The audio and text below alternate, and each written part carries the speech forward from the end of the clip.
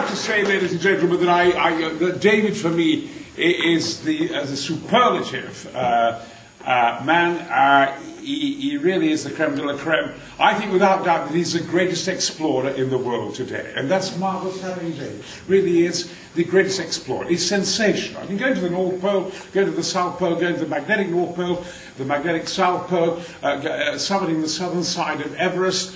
I mean, and all his balloon exploits. We're going to go to Everest next spring. We're going to go to the northern side, Mallory's route, and get to the summit, aren't we, David? And so we're going to get there, and we're going to do some ballooning before then, aren't we? You know, it helps to be mad. When people say you're stark raving mad, you know you're on the right lines.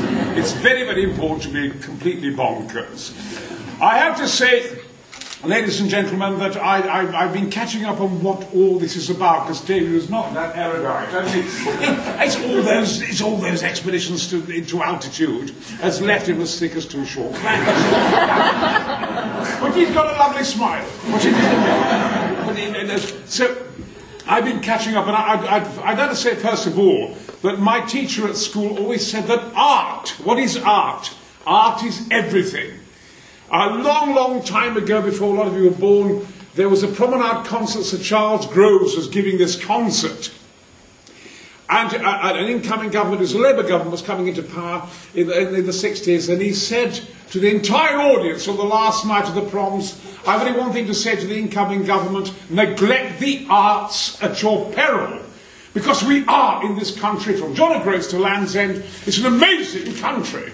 I mean, the kind of vertebrae we've got of the country, we're full of opera, we're full of musicals, singing, ballet, acting, painting, the arts.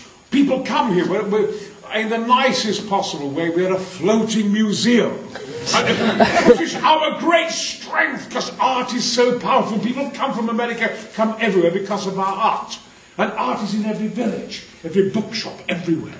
And this is what civilization is about. I mean, I also see lots of young people. I am sick to death of hearing about Booze Britain. They love to, don't they, in the news, print all this negative news. It is not true. I am president of the Council for National Parks, and no end to my talents. I'm not doing that yet, have you? No. So I go up and down the country, and I see young people at work everywhere, in thousands. Potterick Car I've just opened in South Yorkshire, a big game reserve there in which young people are digging ditches, they're forming lakes, forming small rivers, nests for grey-crested newts. Summer's going to be shown on television this summer. Homes for badgers and hedgehogs and 500 different breeding birds. That's just Potterick Car in South Yorkshire. And all over Britain I find we're doing marvellously. Young people, and they're young in heart. We're doing fabulously all over the country. Our national parks are sensational.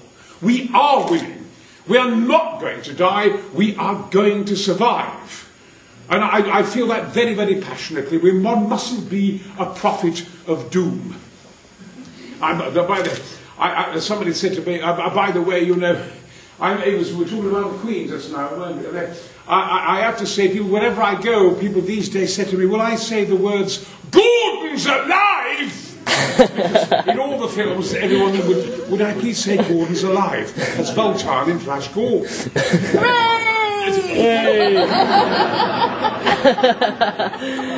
Oh. I only said to me, I met the Queen the other day, and she hit me on the shoulders and said, would you say Gordon's alive?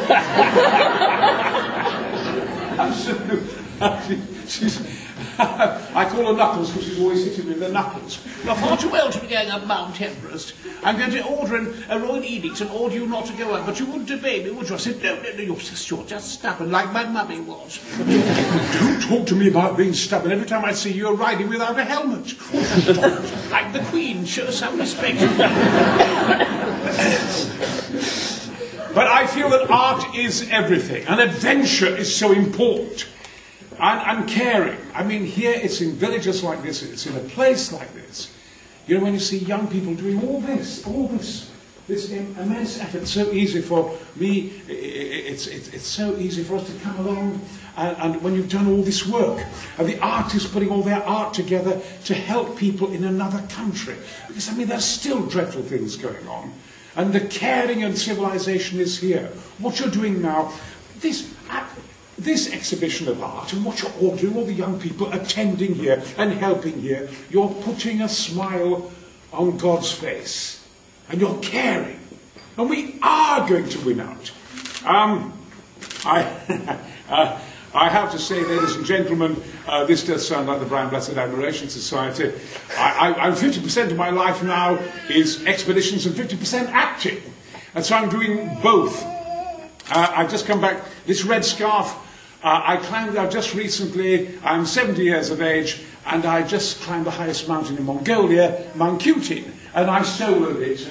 It took me 15 hours to solo it. And I came back. I rode with the Mongols for 20 days. We got to Ulaanbaatar, David. I came along. Pay attention.